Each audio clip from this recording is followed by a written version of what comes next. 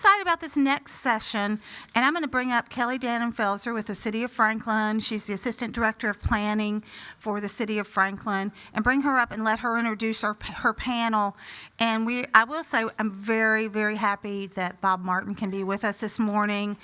Bob's been a little under the weather, and we are so excited. This is going to add so much to the presentation. And so, Kelly, I'll let you come up, and the clicker is right here. Well, I'm Kelly, and I've had the privilege of working with many of the city's planning and zoning initiatives and historic preservation projects over the years with our esteemed panel this morning. You're going to hear from key planning and preservation leaders who brought a different way of thinking about development and preservation to the city through design and development. It's what led to the first traditional neighborhood development in Franklin called West Haven, and for traditional development principles to become the aspirations for future growth and development. Embracing the new urbanist principles and movement changed the trajectory of Franklin, of continuing on a path of the typical suburban pattern of development that focused on cars first, with a separation of land uses, with big parking lots in front of the buildings, with houses with garages that dominated the front facades of buildings. And instead, the goals began to shift to designing for people first. This meant creating walkable communities with ample sidewalks and places to go, buildings that activate the street, mixed-use development that give choices for people, street trees that provide shade, houses with prominent front porches and stoops for people to enjoy the outdoors. These are places that promote lively, connected communities with a strong sense of place. Franklin's a place where character and placemaking really matters. We're a forward-thinking community, embracing economic development and a vibrant economy while preserving the historic resources of history and the places and those key elements that make Franklin a great place to live, work, and play. Your panelists today are Bob Martin, Mary Pierce, and Mike Hathaway, who were all instrumental in Franklin's success. I'll be the moderator today for you. And first, you're going to hear Bob's comments about the major events that shaped development and growth in the area and the early planning efforts. Then Mary's going to tell you the story of preservation in Franklin and the level of intentionality that has helped preserve the character and historic resources in Franklin. And then Mike's going to follow with a unique perspective on collaborative preservation from his perspective as a design professional and as an appointed official on the Planning Commission and Historic Zoning Commission. So first, Bob. Bob attended high school in Nashville. He has an undergraduate degree from Middle Tennessee State University and a master's degree in planning from the University of Tennessee. He served in the United States Submarine Service in the Navy, and he was a city planner for the Tennessee State Planning Office. He has 30 years of experience with the city of Franklin. He was a consultant for Franklin First for a year, and then created the Franklin Planning Department in 1979. Over the years, Bob worked with 74 planning commissioners, 35 aldermen, 5 mayors, 5 fire chiefs, and 7 police chiefs. He's been a private consultant for the city planning departments, and he's a lecturer, and he's nationally published, and he also hired me over 20 years ago. So please give a warm welcome to Bob.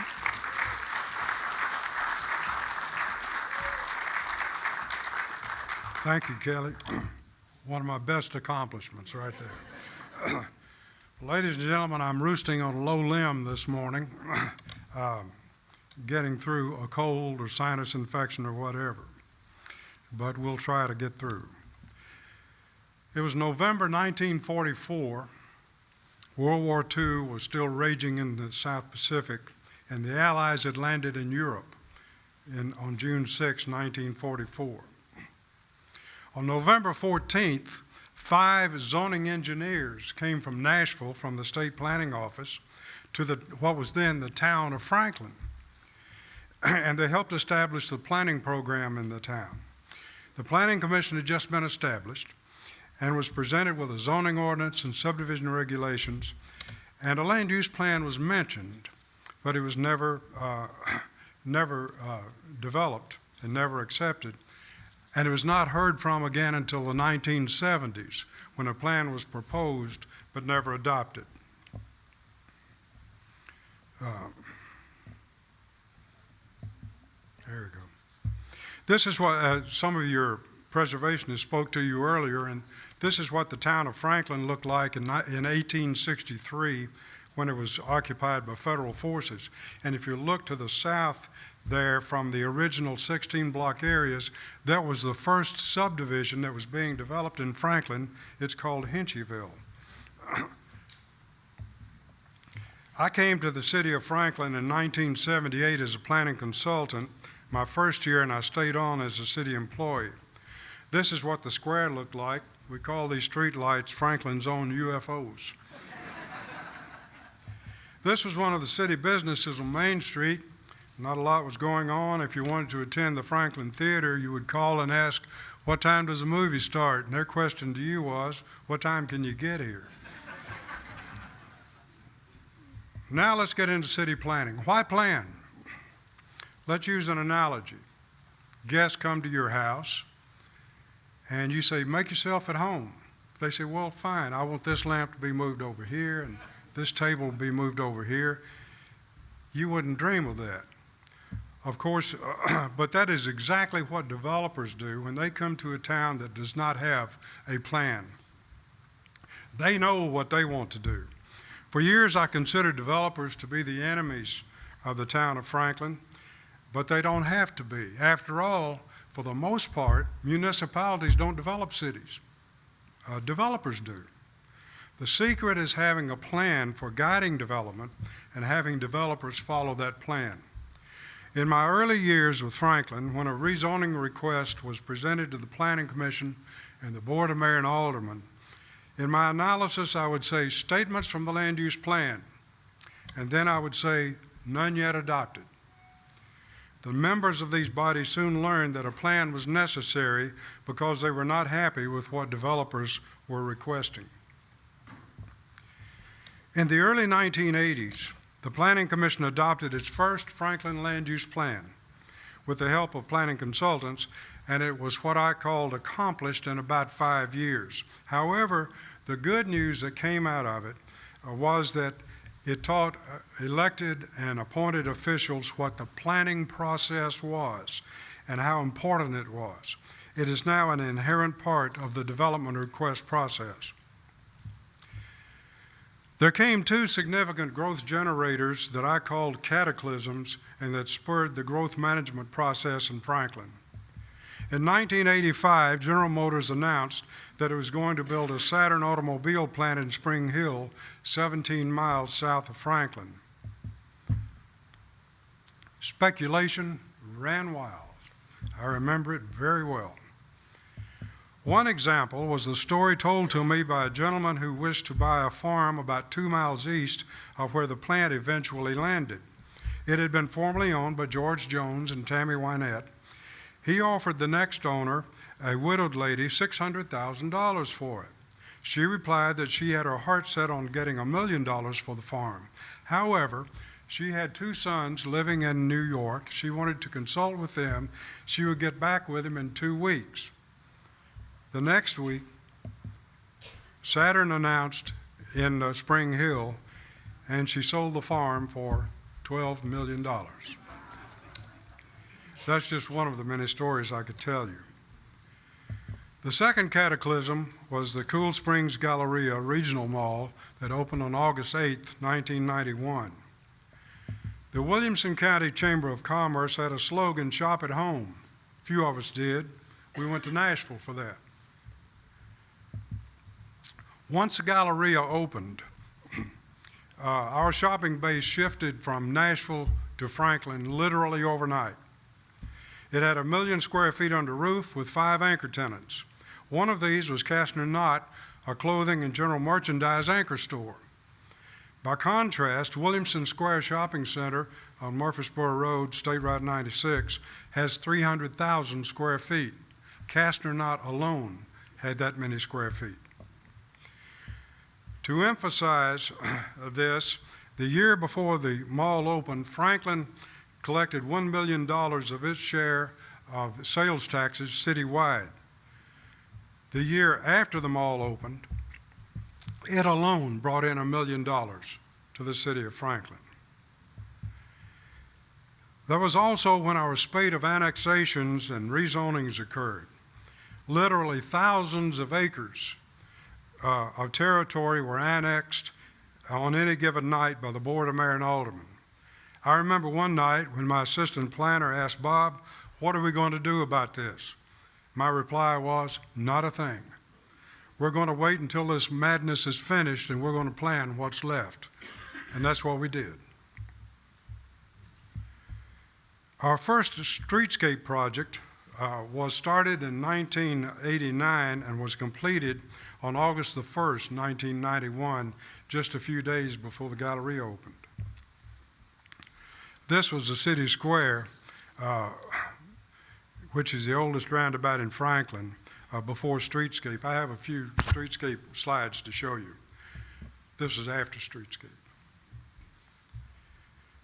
This was the north side of the square before streetscape. And notice how close up the automobiles are to the sidewalk. After streetscape, notice how the parking for vehicles was moved further away from buildings so as to make room for pedestrians. Main Street had a complete makeover. The water and sewer lines were redone. Drainage was redirected from where water had been draining into buildings fronting Main Street. Coordinated building materials for sidewalks were installed, benches were installed, and street trees were planted. The Main Street Streetscape program was a 6-month project that only took 2 years to complete. And it was a $400,000 project that only cost $2 million.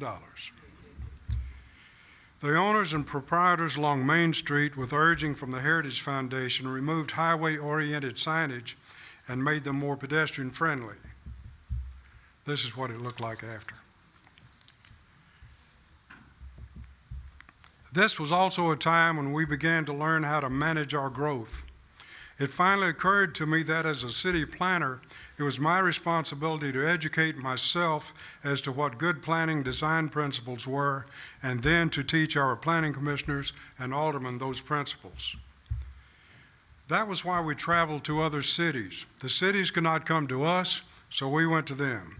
We had what I called mobile workshops, where we took as many as 45 planning commissioners, aldermen, city planning staff, and other city personnel to these cities.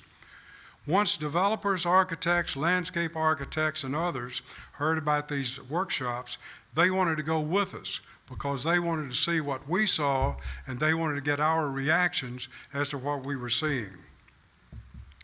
Before developing our land use plan during Franklin's growth explosion, the planning department conducted a household survey and asked the residents of Franklin what they wanted for the future of their city. Before delivering the survey, we got the approval of the Planning Commission and the Board of Mayor and Aldermen for its content to conduct a survey. The responses from the residents were collected, compiled, and presented to the Planning Commission and the Board of Mayor and Aldermen. The land use plan was then created and approved by the Planning Commission and was used for several years as one of its growth management implementation tools. A flexible zoning ordinance was also created, recommended by the Planning Commission to the Board of Mayor and Aldermen, adopted by the board, and used as a growth management implementation tool. A planned unit development district was created that permitted future development, as Kelly referred to depart from conventional zoning and subdivision regulations. Setback lines, lot sizes, open space provisions, densities, and mixing of land uses were some of the elements of the PUD zoning. Design, landscaping, and sign standards also became integral additions to the zoning ordinance. This became our version of the new urbanist movement. I'm often asked, to what do you attribute the success of the planning program when you were with the city? My answer is that the Board of Mayor and Aldermen always insisted that the services and infrastructure for new developments were always in place before or at the time of the new development being in place, and that the design and location of proposed developments were adequate. Let me re-emphasize these last two elements that should be remembered about city planning and add two more. If the design is right, you might want to write this down. If the design is right and if the location is right, then everything else will be right. Now, this sounds very simple, but it is not. Will the design meet the required design and landscaping standards for the new development? With location, are the infrastructure and services in place, or will they be at the time of construction? If either of these two elements is wrong, then the entire development proposal is wrong. Just before I retired, 3 proposed mixed-use developments were presented to the city of Franklin, and we had a public hearing on each of the first 2. After the second hearing, I turned to our police chief and asked, Jackie, have you ever seen this before? And his reply was, not as long as I've been in city government. What we were referring to was that at the public hearing, the residents of these proposed, of the neighbors of these proposed developments came in and recommended the development. With the third, after the third public hearing, they also came in and recommended that development. How did this happen? Because our land use plan directed that the services, the infrastructure, the design, and location elements of the proposed developments were complied with. Thank you very much.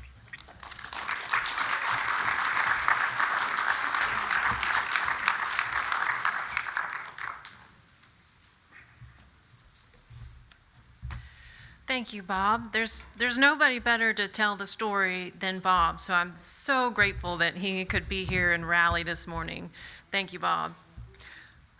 Building a community really is a public-private partnership. The city thoroughly engages the community citywide to create a vision for how the city should grow and develop. But it really is up to the development community and the property owners to invest and to make the vision happen. That's why planning is crucial to the success of a city. It doesn't happen by accident. Next, with significant growth comes pressure on a city's community character and historic resources. It's taken a long time to become a place where historic preservation is expected. And this didn't happen without the tremendous efforts of passionate people, citizens, nonprofits who worked tirelessly and persistently over the years to save places one at a time. One of these people is Mary Pierce. Mary's hometown is Somerset, Kentucky. She's an alumni of Transylvania University. She's married and lives in Charlton Green. She's a proud mother and grandmother. She has been active in saving places that matter in our community for over 3 decades, both as a director of the Heritage Foundation and as a volunteer. She says that she's been blessed to work on preserving Main Street, rural landscapes, battlefield reclamation, new developments, and African American history. Her personal motto is, "Let's save history to make history." Mary has served on the Historic Zoning Commission for many years and continues to serve, reviewing the details of each project to effectively manage change over time and guarantee that the details help contribute to the community character. It's impossible to look anywhere in downtown or in the 7 local historic districts and not see her thumbprint and her impact. So please welcome Mary Pierce.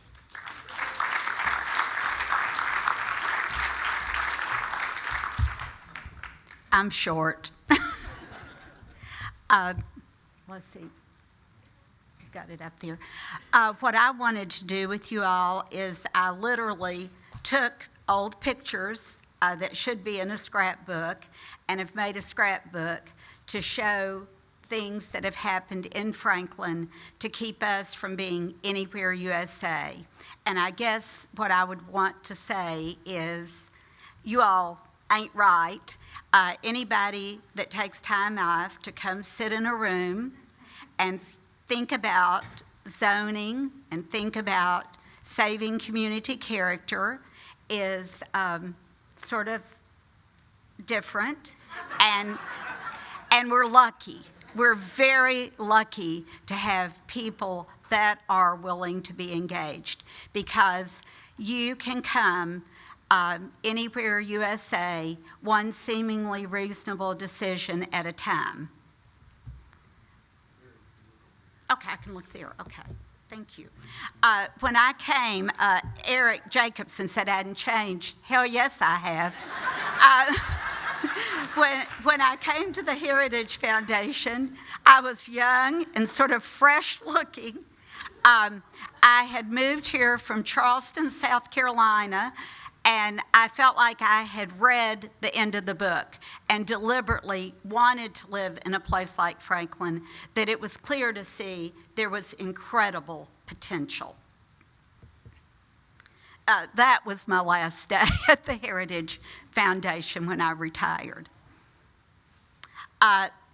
Things started off in Franklin in historic preservation and worrying about, can we lose everything? Are we going to be a strip shopping center and one big cul-de-sac? It was happening in Franklin. It was happening across America. Brought on a lot by the interstates being developed across our nation. And President Johnson led the effort to pass the Historic Preservation Act of 1966, which established state historic preservation offices, established the National Trust, the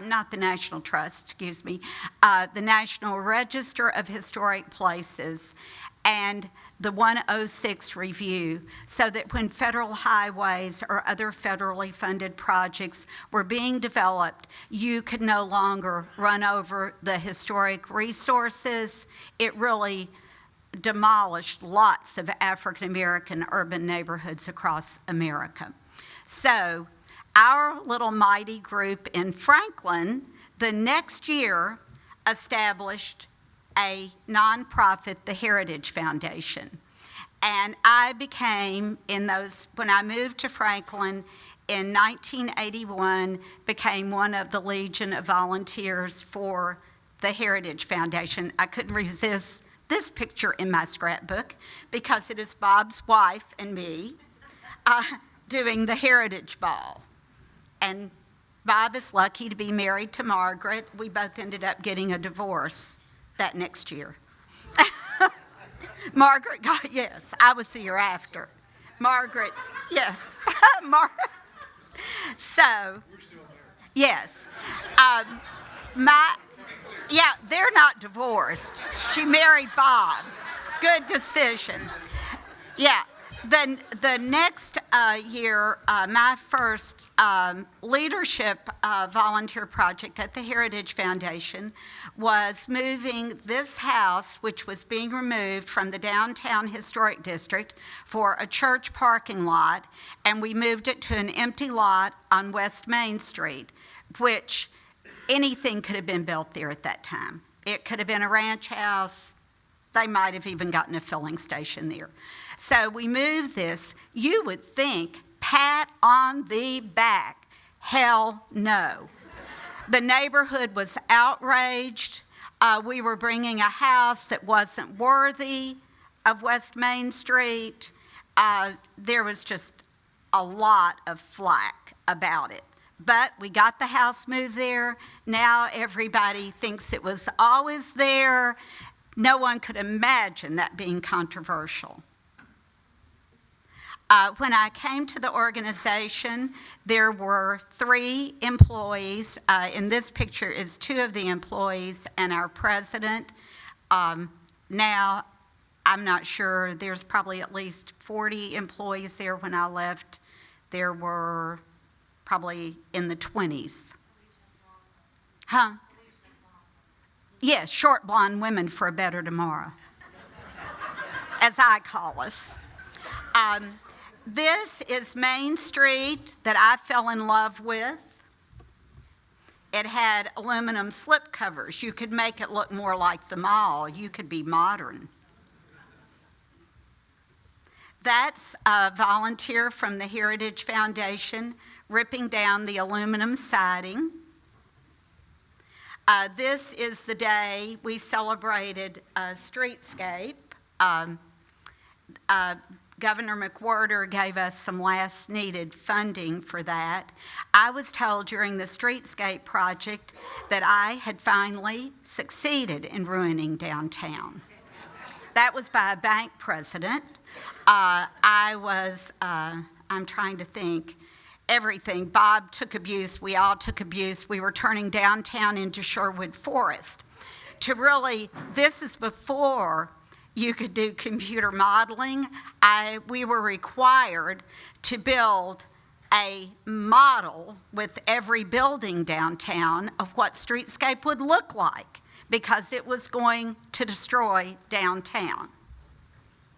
But actually, it became the magic sauce for our downtown.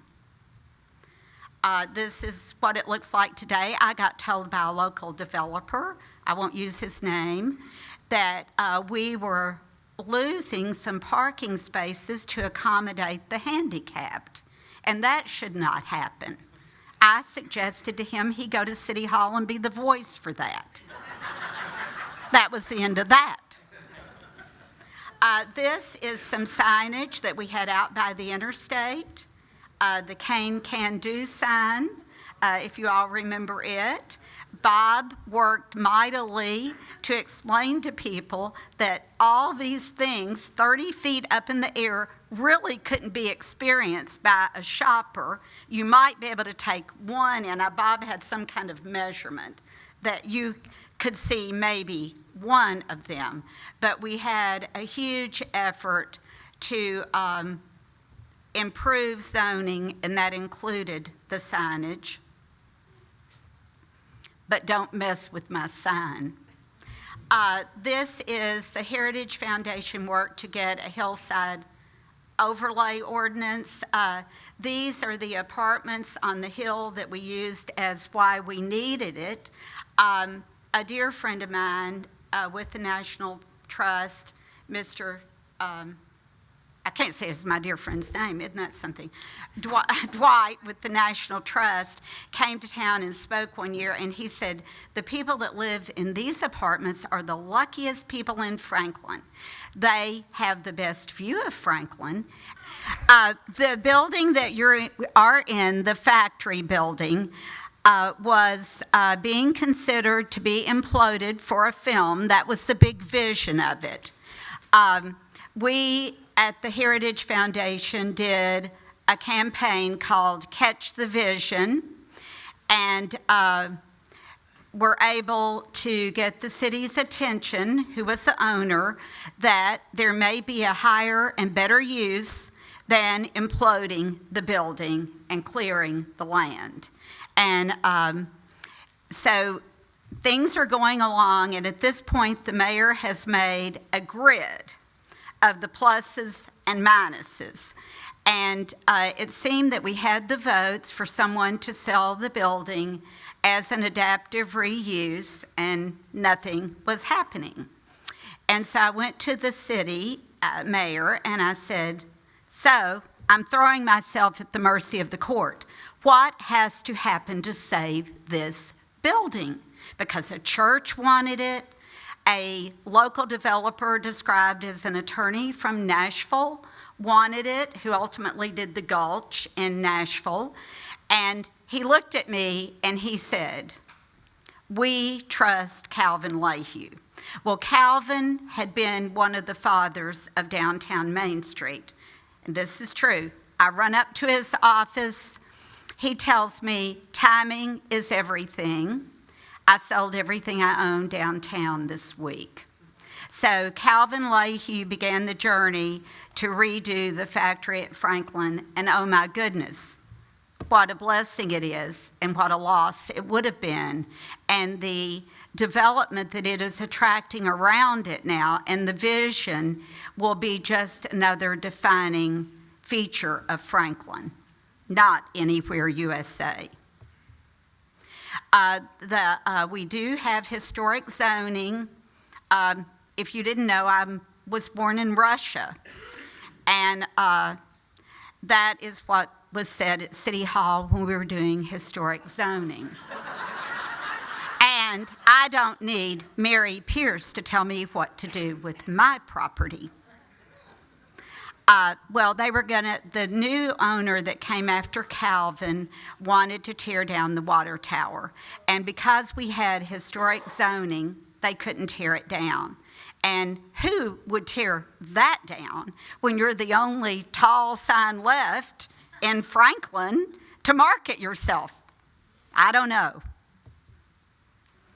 The Historic Zoning Commission has recently reviewed what will be on the town side of the factory, a new development called the Middle Eight. It was an area that was targeted for dense development, Steve, to keep people walking and living in the downtown area. This too was extraordinarily controversial, and I think will be an asset, not just to the factory, but to the shopping and eating and dining areas in downtown Franklin.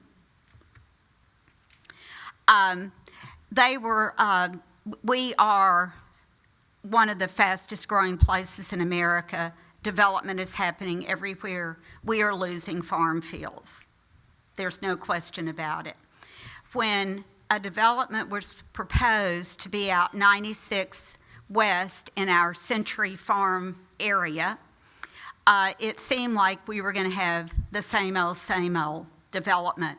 We were going to have a subdivision, we were going to have cul-de-sacs, we were going to have a swimming pool. Because of Bob's wife, we were going to have sidewalks. That was a good part. But we were not going to have mixed use. It was clear you could not build the beloved downtown Franklin anywhere else. It wasn't allowed by codes. So I had been to a National Trust conference and heard Andre Stwani speak. I had then gotten a Time magazine and seen his picture. So I'm thinking that this type of traditional development would be a new direction for Franklin. And I went to talk to, at the time, Jay Johnson, who was the city administrator, and he's like, I bring my little stuff with me, and he's like, so who's Andre Stwani? And that was the first. And then he's like, well, they're not coming to Franklin. And I'm thinking, I know a lot of planners and developers, and they might go anywhere where there's a lot of work. So Jay ultimately went with one of the people that lived in this neighborhood, not this neighborhood, but lived in that area, down to see him in Florida, and they in fact did come to Franklin, and what resulted was our first modern traditional neighborhood development, West Haven. And it has been, it exceeds square footage in price. It is beloved by my grandchildren who have grown up there. It has concerts, shops. It is a place. It's not your normal subdivision, and really set a pattern for other developments like Berry Farms.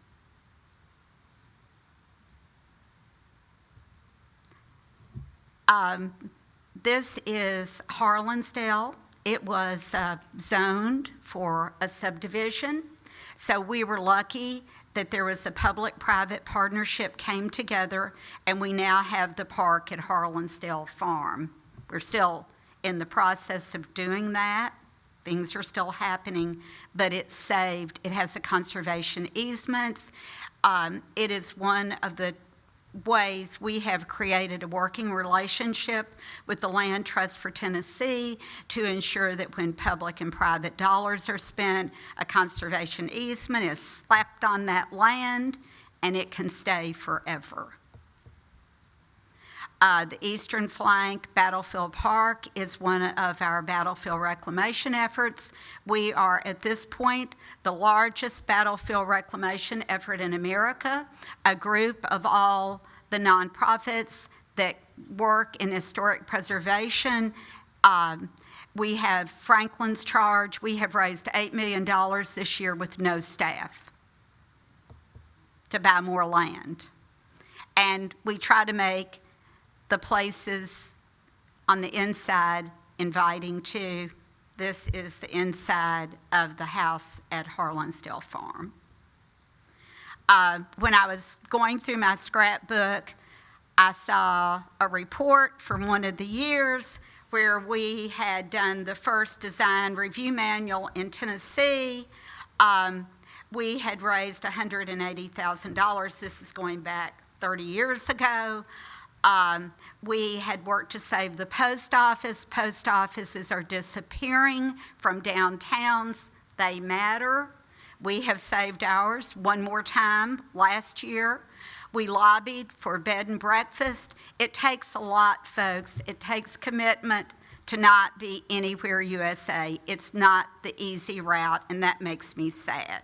It should be the easy way of doing things.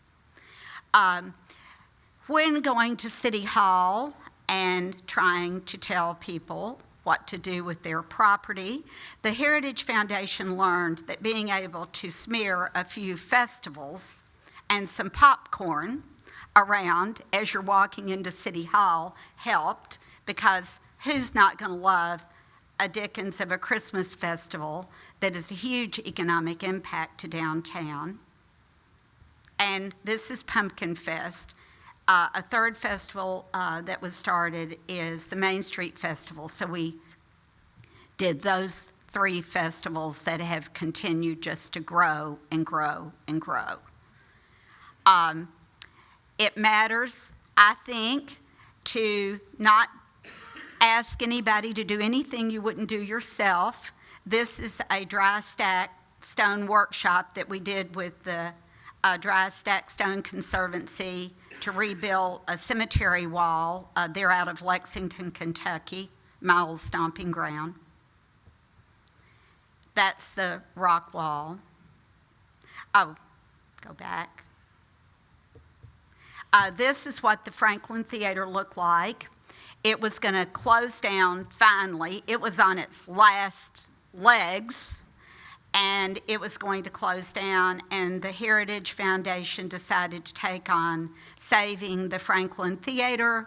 We had an angel donor who I had helped save a lane in her neighborhood, Emily McGitt, and she stepped forward and gave us the money to buy the building. This is when the marquee went back up. This is the level of interest that we had in that project. Okay, this is 2 national partners. The one with the blue tie is turned out to be a great friend of ours, Jim Lighthizer, who was head of the Civil War Trust.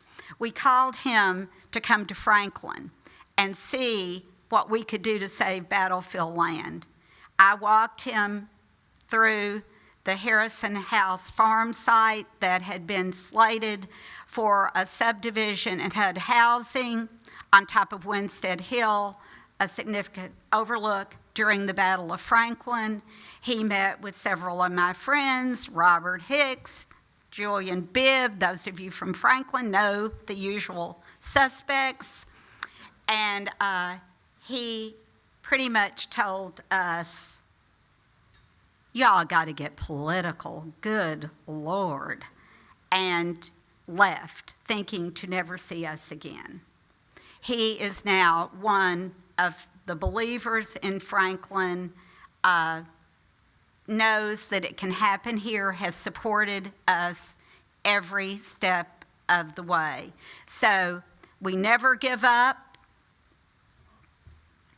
This is when the dominoes came down on the assault at the Cotton Gin site. We had an event to sell the last pizzas that would ever be made on the battlefield. We sold pizzas for $1,000, but you didn't get the pizza?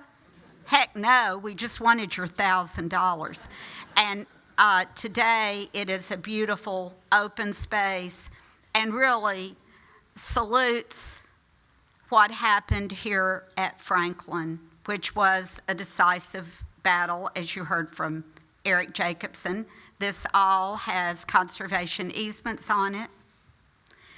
This was our plan, Bob, that we drew. We learned from developers to have your plan and draw it and be able to show it to people. We have actually exceeded what we had on that plan, because if you see the farm field, the building next to it with the white roof, we are closing on this year. It is an old warehouse. When that is torn down, you will experience that side of the battlefield as it has not been experienced in decades. We are also tearing down or moving the White House that sits up on the street, past that, and the brick office building. Never, ever, ever expected to do that. I stood up and said we were going to raise $1 million for battlefield preservation, I guess about 2 decades ago, and we've, no telling how much we've raised now. This is what happened to where the storage units were going to be at Winstead Hill. It's now a park. This is the Macklemore House. It was a little house on the Hard Bargain neighborhood on 11th Avenue. Habitat was going to tear it down. My friend Thelma Battle, our African-American historian, and our buddies, and she says, she knows I'm worrying about, how am I going to fund retirement? You know, I've got the big job at the nonprofit. And I had decided that my husband and I decided we'd buy houses, and that's how we would fund our retirement. So she's like, Mary, I've got a house for you. And so we go by, and she starts telling me the story and how important that it not be torn down, and that Harris and I need to buy that. Me and my husband need to buy it. And I'm like, Thelma, I think I'm going to kind of look like a scam if I try to buy a house that Habitat wants to tear down that should be a historic site, and I'm working at the nonprofit. And she's like, yeah. And I'm like, but don't you think we can save it anyway? And so that resulted in us having meetings with Habitat and the neighborhood. The neighborhood said, we want that house to stand. It was built by an emancipated man about Alma, 8 years after the Civil War ended. Now, if you can imagine yourself building a family home 8 years after you've been enslaved, go team. It shows how mighty and determined. This is one of our great mentors, Mary Mills. Mary Mills, when we decided to buy the Macklemore House, she was our first African-American principal in the integrated school system.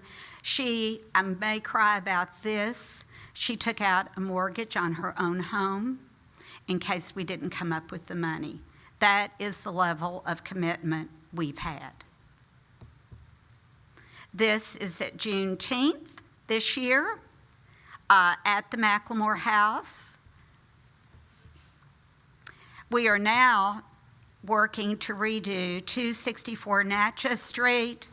That was the social hub of the Natchez Street community, which had restaurants, shops, groceries, everything.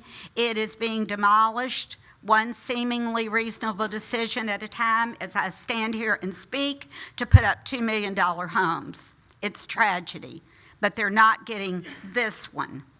And the man who lived here had a band, the Patent Leather Boys, that played at the Hermitage Hotel. He was an antique collector. We are excited to be doing this. Middle Tennessee State University will have offices there. We will have history there. We will be a place of community, and they won't get it. This is living history, which we try to do. This was at the Juneteenth. We bring Abraham Lincoln, and we bring Civil War reenactors, and we tell stories. We also put up markers. This is a marker that was on Main Street, and try to wrap your brain around this one. This gentleman, A.N.C. Williams, was emancipated in 1863. He was a property owner on Main Street in 1864 and ran a business for 50 years.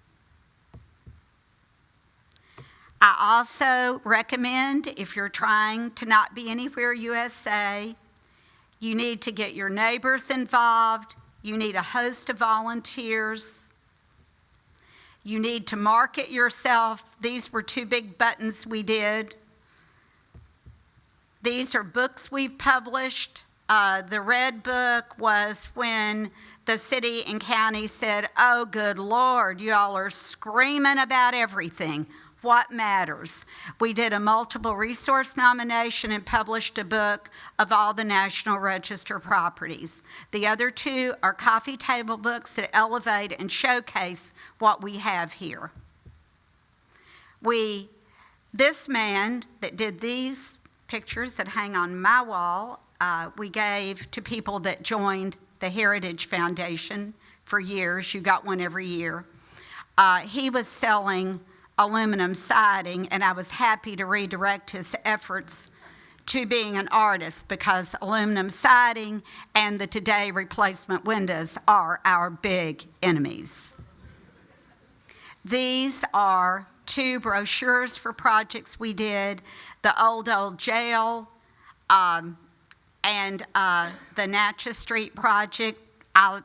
I like names. People help me with names. The Old Jail was give the Old Jail a second chance. The factory at Franklin was Catch the Vision. Natchez Street is This Place Matters.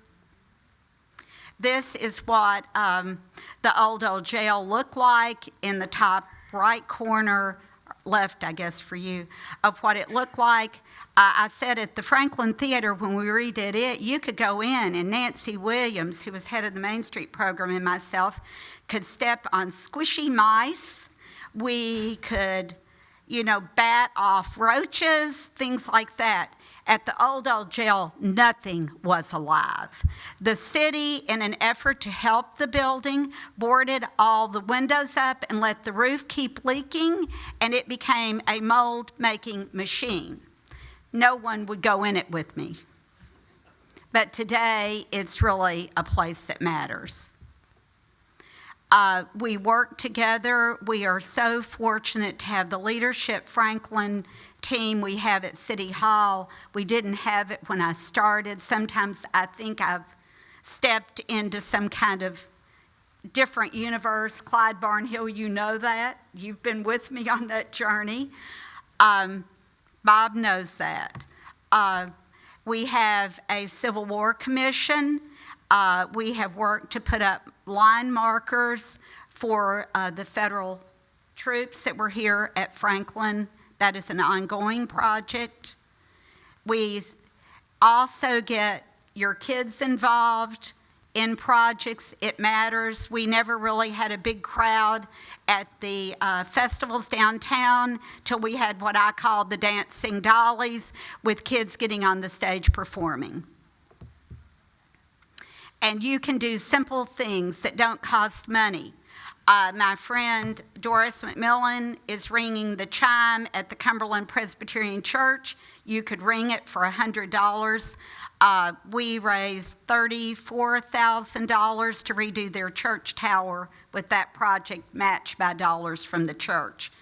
And so now the tower is repaired. You can do Instagram videos now. They're easy to advocate. We're getting ready to tear down the first fireproof building in Franklin, built out of terracotta tile. I hate that, but I'll be and encourage all of you when something bad happens, be a very good victim so people don't forget and just let it go. And here we are at Natchez Street, what we bought. This is Pilgrimage Festival this year. I have been fortunate to do the Americana Music Triangle tent. We started in a 9-foot by 9-foot tent. Now they can't get the tent big enough.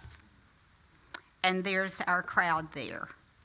I don't know if did we bring this today, Kelly? Just the picture. Those red dots represent everything that's been torn down in Franklin. So before we act like we're too great, we're not. We've torn a lot down. We should have torn down our last building in Franklin. I am always inspired by the Mayor Riley, who was the mayor of Charleston for decades, and they didn't tear anything down if there was one wall standing. This was last week. The Heritage Foundation bought Roper's Knob years ago and gave it to the city. We have just been fortunate, Franklin's Charge, to buy another piece of property that will provide a huge parking lot for Roper's Knob. And we were up there with the city team and other partners with Friends of Franklin Parks looking at finally opening the highest hill in Franklin and a Union fortification and signal post. And I'm happy to tell you that my old self, who the year we bought it, walked up the hill in excitement in a pair of high heels, I did manage to get pulled up the hill to the very top last week. And thank you.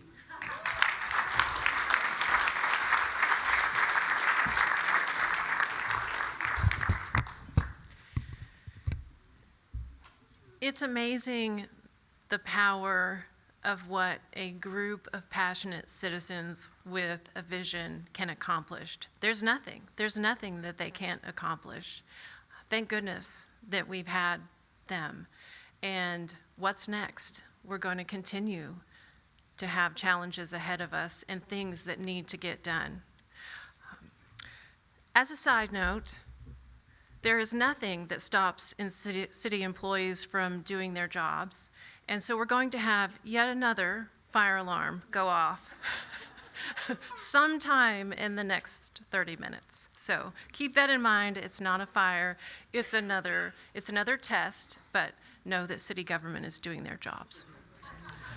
All right, next, Michael Hathaway is the owner and managing principal of the award-winning 906 Studio Architects and Interiors, a Franklin, Tennessee-based architecture and interior design firm.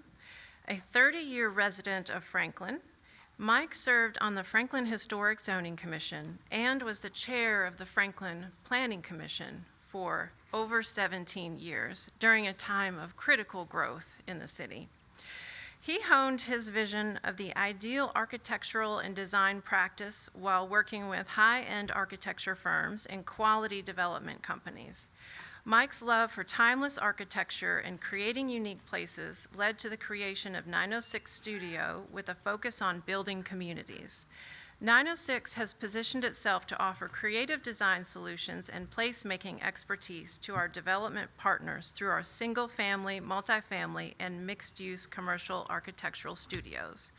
Mike's going to share his unique perspective as a design professional, as well as an appointed official that considered development projects over 17 years of his time. Please welcome Mike Hathaway.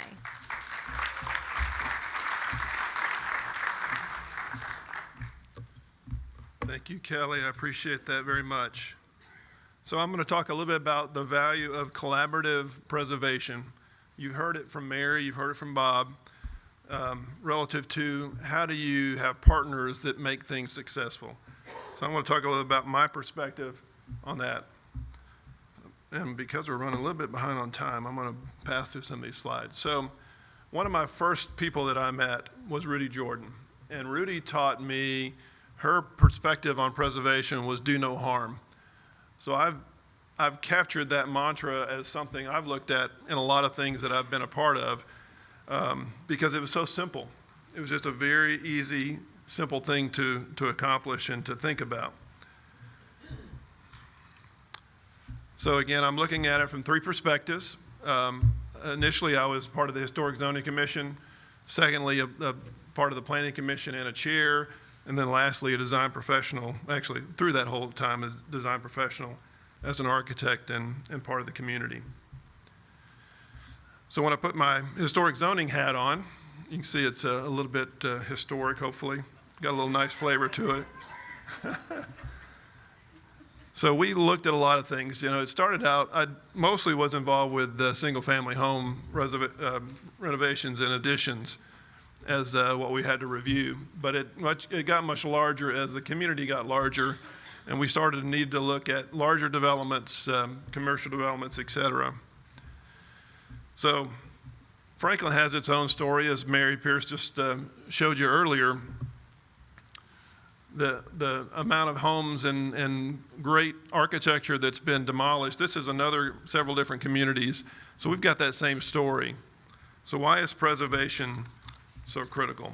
So part of our role on the Historic Zoning Commission was to protect the value of our local properties, to maintain the sense of neighborhood identity, and to evaluate the appropriateness of residential and commercial projects in the historic district.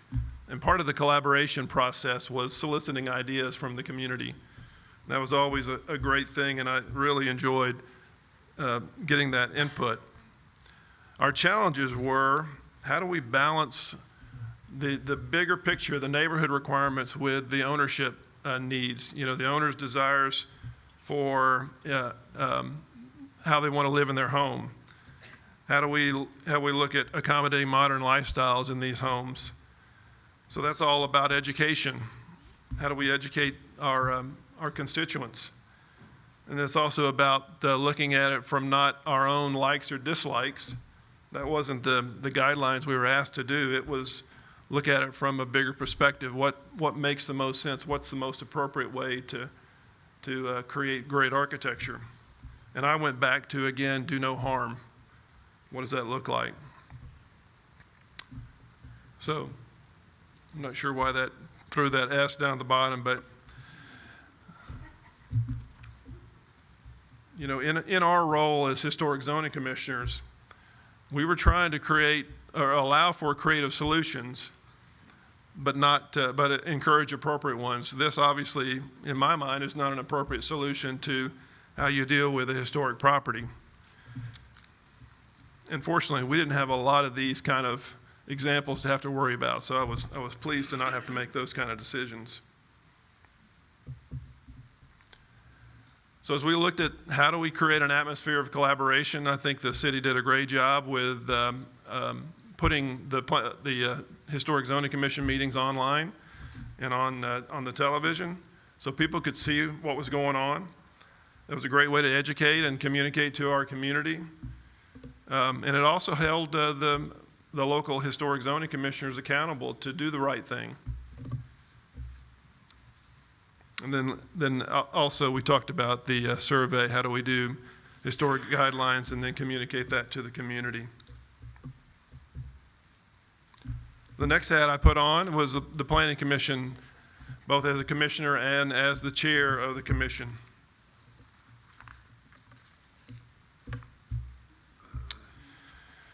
You know, over the 17 years I was part of that commission, there was a lot of forward-thinking ideas that came to the commission, and we had to address that as we legislated and been a part of those conversations. A lot of that came forward because of the strength of our city staff and what ideas they brought. Mary mentioned bringing on Andres Dewani to the team. For West Haven, that was a big part of that. And then, you know, having the development community being open to doing the right thing. As a planning commissioner, I was part of, with Bob and several other planning directors, establishing the general plan for the community about how we were going to grow and develop. We also solicited input for these plans, which was, again, a good way to engage the community. And that came out of that came the Envision Franklin ordinance that we have now as well. So again, looking at some of the practical issues we had to deal with as a chairman of the Planning Commission, how do we encourage quality growth without sacrificing what is loved and valued by our community? How do we preserve open space until still meet the demands of our community, the growth demands? And then how do we identify the ongoing opportunities we have, but also maintain the character of our community? This was a big mantra when I was chairman of the Planning Commission. You know, we all knew that we had something special here, so how do we develop and do the right things without killing the goose that laid the golden egg? Some of that was through the collaborative solutions that we brought about. You know, we started the joint conceptual workshop where the planning commissioners and the members of the BOMA, Board of Mayor Aldermen, got together and talked about projects. We had a Planapalooza that happened where the whole community was invited in to give input. And then the ongoing conversations ahead of the scenes and behind the scenes with the development community. And out of that, again, Envision Franklin came about.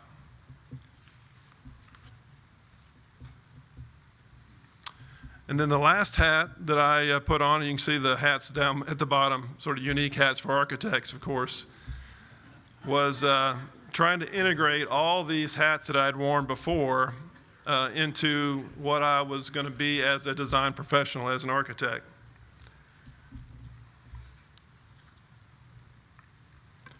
You know, as a design professional, we have to look at the macro, the micro, and then back to the macro, and then forward to the micro. Those are all important parts. We have to look at the big picture, we have to look at the context, and we have to look at the detail. Out of all this experience, our design philosophies came about as, again, do no harm. That was an important part of what we do. We wanted to create a sense of place in anything we did. West Haven was a great example. We were also part of Harpeth Square as a great way to create a sense of place, something unique that's special. We always wanted to consider the context. This is not a standalone type design. There's always context that has to be considered. And then lastly, we understand that collaboration is healthy and valuable. I'm going to go through 3 quick examples of projects we've been a part of, or I've been a part of in one way or another, and how I felt like that they have impacted the growth of our city. West Haven. So West Haven, developed by Southern Land Company. Mary talked a little bit about it earlier. 1,500 acres of development, meant to be a mix of single-family, multifamily, and commercial. A dense development, but multiple areas of open spaces that created unique opportunities for the neighbors to experience. So as you look at some of these images, let me read some of the items that came about, I think, because of West Haven and were accepted because of West Haven. Density, in my opinion, was no longer a bad word. We understood now how to integrate retail and residential in one community in one area, both the horizontal and vertical. The alley loads, or the alley loaded product, or the alleys, were now a more accepted way of doing a development. Siding, which used to be brick was the only material we'd ever use, but siding became an acceptable material as a primary material for a home. We had bold colors. We understood now that landscape was a big part of the success of a community. That included street trees, and you can see now how the street trees in West Haven have grown and created these outdoor rooms. On-street parking as a form of protecting our pedestrians in a retail environment. We knew that in downtown Franklin. We just hadn't really incorporated that anywhere else in the community. And then the use of formal open space. So a second project we have been blessed to be a part of, Harpeth Square mixed use, located in downtown, includes a Hilton Curio Boutique Hotel, 150 multifamily units, and around 1,500 or 15,000 square feet of retail and restaurants. So this project had a lot of opportunities. It was one of the first, well, it was a redevelopment of a piece of property in downtown Franklin that changed the perspective of this whole side of town. It was a combination of multiple sites. That was an interesting challenge of bringing multiple sites together to create this one development. It's an opportunity to protect the existing properties that were near it, and that was an interesting challenge of how do we protect the properties there on the bottom and the property along Main Street and still create this dense of a development that needed to be financially viable. And then looking at the scale, what's the appropriate scale? How do we address that? And some of the transition elements, the use of materials, details, all things that we were pretty proud of how it turned out.